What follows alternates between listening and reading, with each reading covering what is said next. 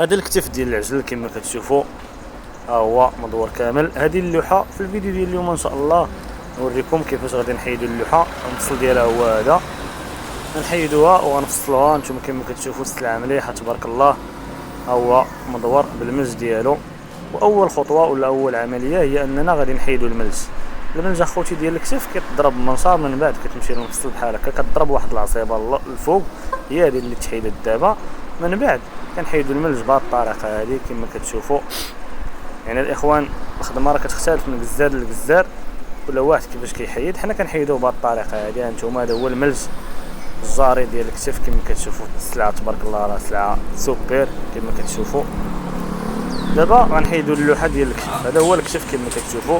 الطريقه ديال الازاله ديال اللوحه هي هذه. كنجيو لهاد البلاصه هذه كنهبطوا بجوج بهذا الشكل هذا، كنجيو حتى كنوصلوا للمفصل، كنجيو من هاد الجهه عاوتاني كنحاولوا نلحموا شويه اللوحه كما كتشوفوا.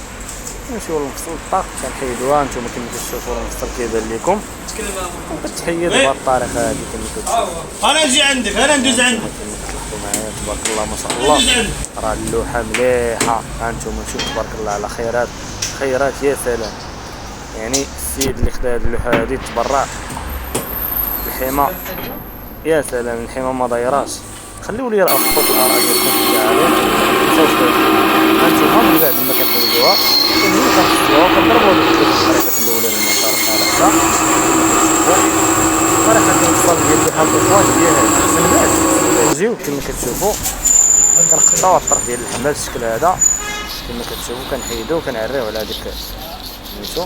هانتوما كما كتشوفوا. من بعد كنكملوا الصاله بالمسار ديال الضو كما كتشوفوا. كيجيو طريفات على هذا الشكل هذا كما كتشوفوا. هو الطرف الاخراني اللي حيدنا ليه اللحم من الفوق كما كتشوفوا. شوف الحيمه كي دايره تبارك الله ما شاء الله. شي حاجه واعره، شي حاجه زوينه بزاف.